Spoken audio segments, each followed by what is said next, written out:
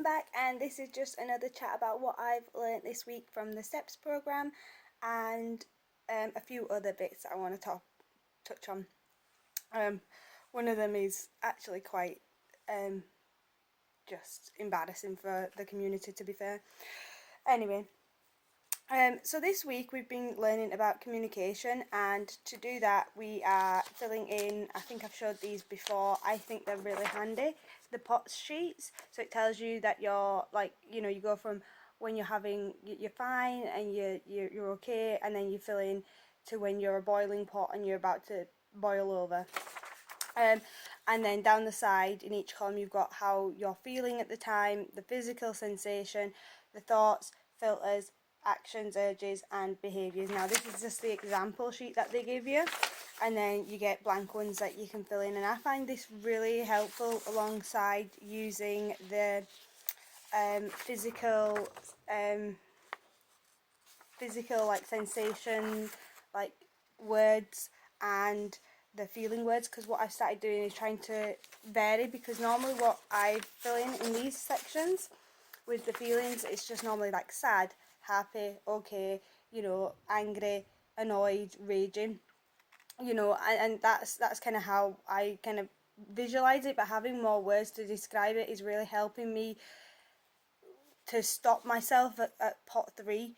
That's when I start to walk away and I take myself to my quiet space, or my, you know, if I've got some space in the house, I've got some time, I'll, you know, do some crocheting on my own, or I'll do some cross stitching, or if someone's here, or if the dogs are just annoying me, I'll take myself off to the bathroom, I'll have 5 minutes, shut the door, have some me time, calm down, and then readdress the situation.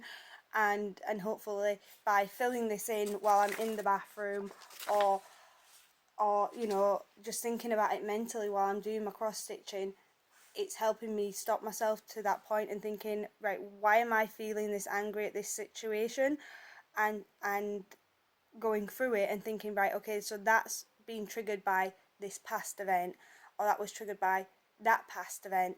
So I'm not actually angry at this person or at this situation, I'm just angry because of previous situations, and it's just bubbling over. And obviously once you get to that point, you can start retracting from the situation, taking that time to breathe, letting your emotions, as it said in the poems and stuff, see your emotions as like a storm coming towards you, and instead of running away from the storm or trying to fight it, you know, you're sat there, you're building a wall, you're building your house, you're building your structure, you know, you're getting prepared for it, because you know it's coming and you can't help it coming, because that's just how your emotions are, that's just how intense this condition is. However, what you can do is make sure you don't escalate it and go backwards, right? And that's the other thing that I wanted to touch on. I'm drunk, I'm off my head, I'm manic bipolar. Leave me a fucking alone again! Look, Root's starting. Leave me alone. I'm unfit to work. I'm a crazy bitch. I've been in a mental hospital twice. I'm manic bipolar. I shouldn't drink alcohol. When I drink alcohol, it makes my head go Tourette's. It makes me say words. The Chelsea Leah thing, the Roots girl from TikTok, she has come out and she's been really racist and really horrible verbally, right? And I get that she's got bipolar, and I'm not denying that she has it, not denying it, not questioning it. However, blaming your disorder for your actions is giving the community a bad name. We already have a stigma saying that we're unstable, saying that we are, you know, explosive people. We don't need you adding to that. So she needs to get herself some POTS forms. She needs to know when she's getting to number 3 pot, you know, when she's getting boiling, and then retract herself from the situation. Or if she's not able to notice that, she needs to get someone who can be around and notice that for her and stop her before it escalates and goes to that point. Because yes, you can't help how intense your emotions are, you can't help how it bubbles up inside you and you just want to explode and rage. And I'm not saying I'm perfect, because I've been her, you know what I mean, I've not been racist, but I've been volatile, I've been verbally angry at people, and it's not been nice, and I lost friends over it because of that. But I don't sit here and going, oh, it's my disorder, I guess I can't help it, oh well. You know, you take responsibility. You go, yes, I've got a problem with my emotions, and I struggle to keep them from going to the extremes. And that can be with happy things and spending all your money on people, and splurging on one night out because you want to have a great night. That is a form of it. However, you can't just then go, well, all my problems are because of this. No, you need to then take action. That's like getting a paper cut because you're rubbing the paper up and down your finger and then being upset that you got a paper cut. You were going to do that's your choice to do that. And yeah, it's not our choice to be emotionally unstable, but it is a condition that we have to live with. And like diabetes, you manage it. So if you know you're going to rub your finger intensely over some paper, get a thimble, get prepared for it. Know your limits, know when you need to walk away. I went out on a day out, and the day out was great. I did the fun fair thing, and it was really, really fun. But after about an hour, I was done. I was overwhelmed and overstimulated in a good way, that I needed to step back because I was getting loud and I was getting too excitable. And even though that was a good thing, it can trickle, it can turn into bad things.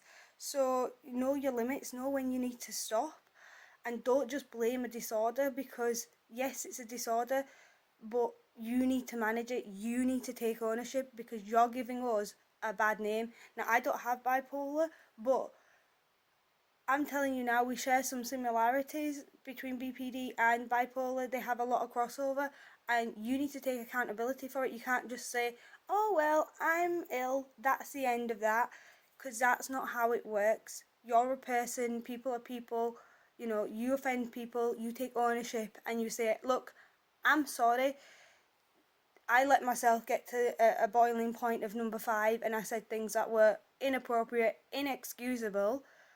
That was my responsibility to manage myself and take ownership of what you're doing at that point. It's difficult. I'm not saying it's easy. I'm not saying it's going to be overnight and we're going to see a new person the next day.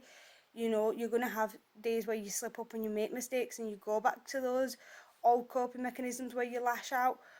But if you don't make a stand and you don't try, then you're accountable more than anybody else. Like the poem said, at one point you're seeing the dark hole in the street and you're jumping into it and going, oh well, I'm here now, I'll get out. And everyone just has to deal with helping you out of this hole because you didn't manage it, you didn't walk around it. And it's not easy, it's difficult, and that's why lots of people just blame their disorders, and that's why we get stigma, because they go, well, I'm ill, end of.